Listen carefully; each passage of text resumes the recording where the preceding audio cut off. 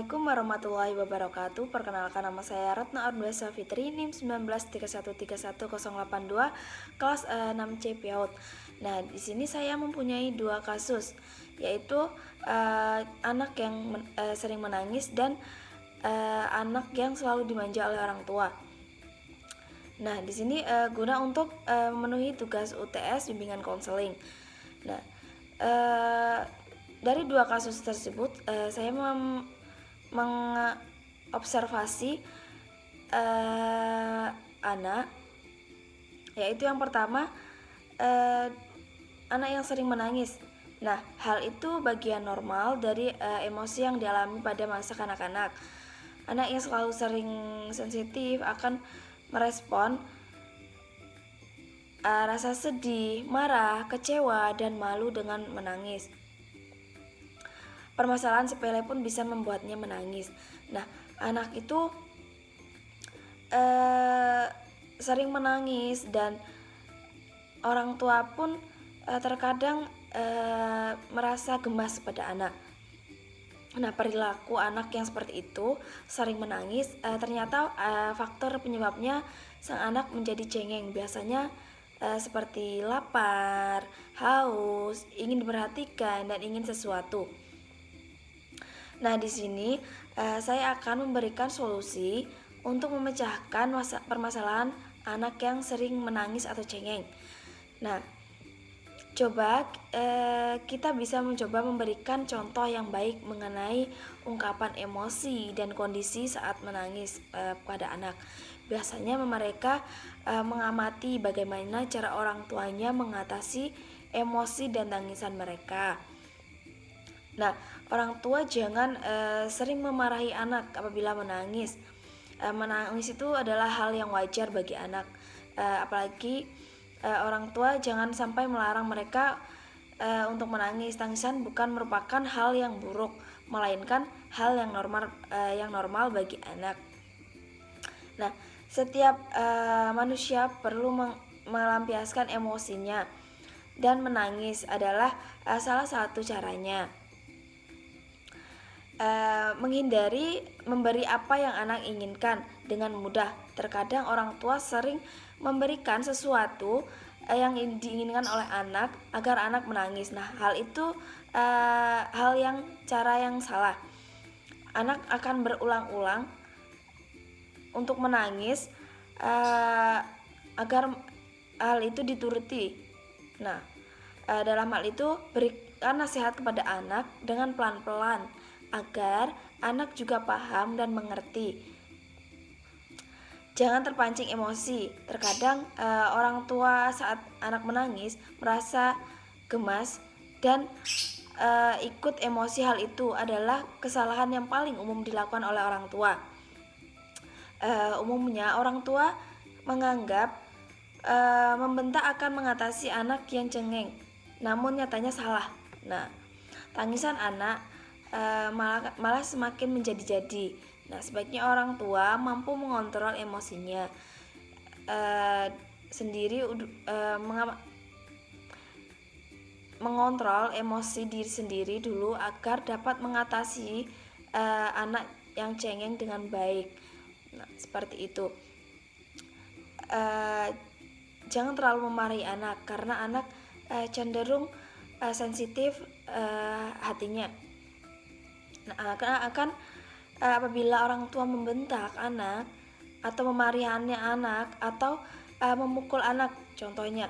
Nah, hal itu akan anak akan merasa hatinya terluka. Nah, seperti itu. Jangan seperti itu ya.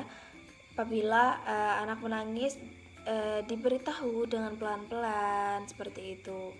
Anak apabila dibentak oleh orang tua akan merasa trauma seperti itu. Nah, contoh yang kedua yaitu yang saya amati yaitu kasus anak yang terlalu dimanja oleh orang tua. Nah, anak yang sering dimanja oleh orang tua merupakan cerminan dari didikan orang tuanya seperti itu. Dalam hal ini seharusnya orang tua bisa melatih anak untuk melakukan aktivitas sendiri. Jangan terlalu dimanja. Anak yang sifat manja biasanya akan melakukan segala cara agar keinginannya terpenuhi. Saya mempunyai kasus anak itu terlalu dimanja oleh orang tua. Semua keinginannya terpenuhi dan orang tuanya menyanggupi anak itu apa saja yang ingin dibeli dituruti oleh orang tuanya. Nah, menurut saya orang tua jangan terlalu memanjakan anak. Hal itu tidak baik. Boleh memanjakan anak, tapi jangan berlebihan. Akan mengakibatkan anak itu semakin dewasa, akan dia itu semakin malas untuk aktivitasnya mandiri. Mereka yang biasanya dimanja nantinya tidak terbiasa hidup susah dan cenderung mudah menyerah serta tidak mandiri. Nah, faktor penyebab anak terlalu manja biasanya yaitu ingin menjadi pusat perhatian orang lain, terbiasa hidup enak, terbiasa selalu mendapatkan keinginan dengan mudah. Hal itu tidak baik terlalu memanjakan anak. Coba kita sebagai orang tua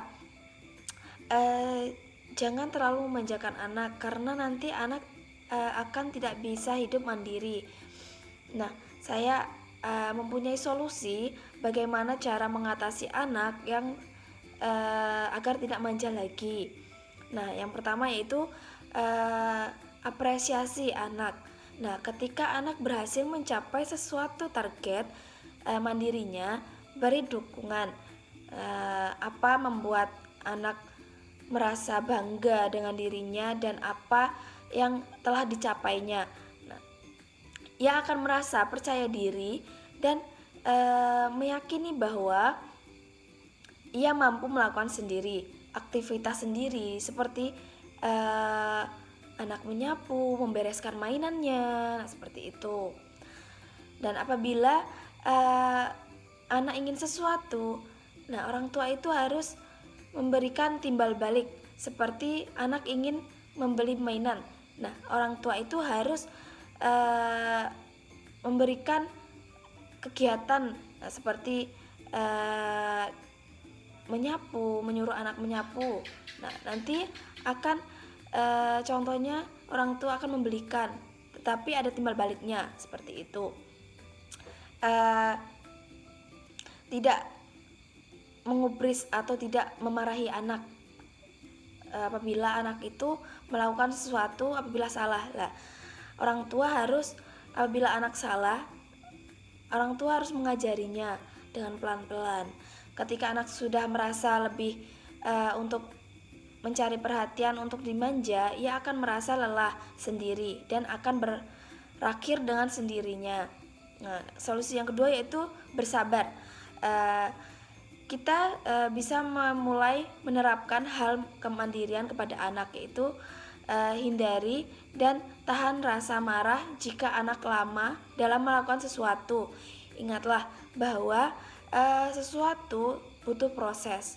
Nah, yang ketiga itu konsisten dalam ucapan, jangan terlalu memanjakan anak. Ini adalah ujian agar orang tua itu dapat konsisten dengan apa yang dikatakannya. Hal ini dapat mempengaruhi pada tumbuh kembangnya anak. Setiap anak yang bersifat tidak bisa diubah, di mana segala hal yang sudah dilalui tidak dapat diulang kembali. Nah, solusinya yaitu orang tua itu sepertinya mendidik anak jangan terlalu dimanja. Nah, berikan sesuatu hal untuk kemandirian anak, seperti contohnya apabila anak sudah bermain, nah orang tua harus menasihati anak dengan pelan-pelan, dengan jangan bernada yang tinggi.